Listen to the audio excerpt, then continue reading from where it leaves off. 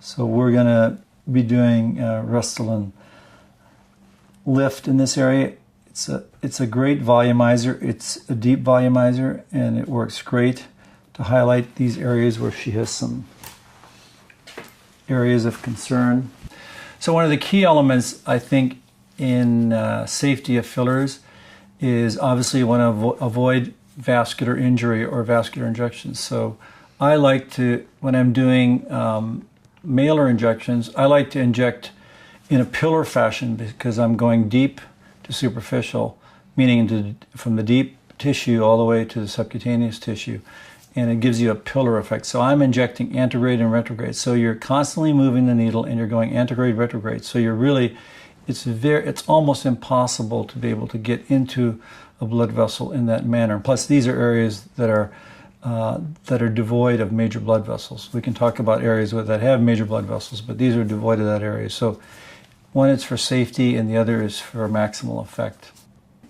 So this is a CC. So I'm going to inject deep in this area, about 0.2 or 3. And that's the first injection. And I'll come back when I'm done to inject a little more. I think the big thing is a little goes a long way, and I think also one shouldn't overdo it when you're injecting fillers. You can always do more later. So again, I'm now doing the pillar, and I'm going deep, and I'm constantly moving it, and then I massage it. How you doing? Good. Good.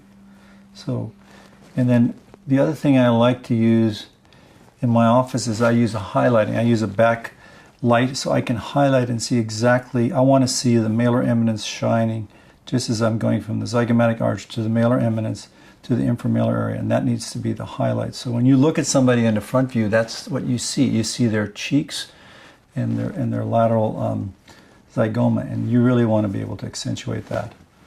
So we've done 0.1, 0.2, and I'm now going to do 0.3, and that's deep into this area, into the malar fat pad. I'm going antegrade and retrograde in my injection. How you doing? Good. So I think she's an ideal patient for that because she got some early malar hypoplasia, and this will really help accentuate not only her midface but also soften her nasolabial fold in that entire area. And I think you definitely want to do your malar fillers before you do your lower face fillers if you're going to be doing lower face fillers. She doesn't need any lower face fillers. So when I look at her now, I can see I've filled in the inframalar area. I'm going to put in a little bit more into the superior lateral zygomatic area. So I'm just going to do that. You okay? Mm-hmm. So, and I think the key is also don't overdo it. And if you do a pillar effect, that actually helps to blend it out, coming out. So. And I always say less is more, so don't overdo it. Don't inject too much. You can always come back and do more, and that way you can retain a normal appearance to the face without over-injecting it. See, and I can see it's really come up nicely, and I'm going to inject just the last part of it just into the area of the malar eminence, and I just have 0.2 left. And I usually inject between a half a cc and a cc in each cheek. And I think a cc will work out very nicely in her. So I'm going to inject the last part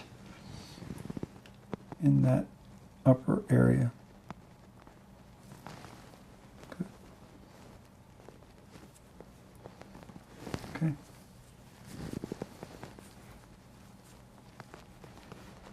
How you doing? Good. So, and in general, you don't see very much bruising here. And I do use ice compresses and a little pressure for a few minutes. You can look down and see, can you see She's got, we're adding, we added fullness here in the malar area, especially in the high malar, and then a little bit in the inframalar area. And it can be subtle, but you don't want to make it more than that at the first sitting. So she has some early fat atrophy of her central malar area, and this is what I call the deep malar fat compartment, and that's what accentuates her tear trough as well. But the power of the lift in this area with Restylane lift is that you can actually bring the cheek up, and it softens this area, it brings this area up. It really, I think, is nice and dramatic. I mean, you can see this subtle change where it actually has made her tear trough less prominent on the right side just by doing that. And what you'll experience is that you'll experience some tightness, and when you animate or smile, often patients will tell you that they will, it'll feel like a deep sting for a few days. That's all normal, and that'll subside. And the great thing about the Restylane lift is that it's a very soft filler, and it really looks natural within days.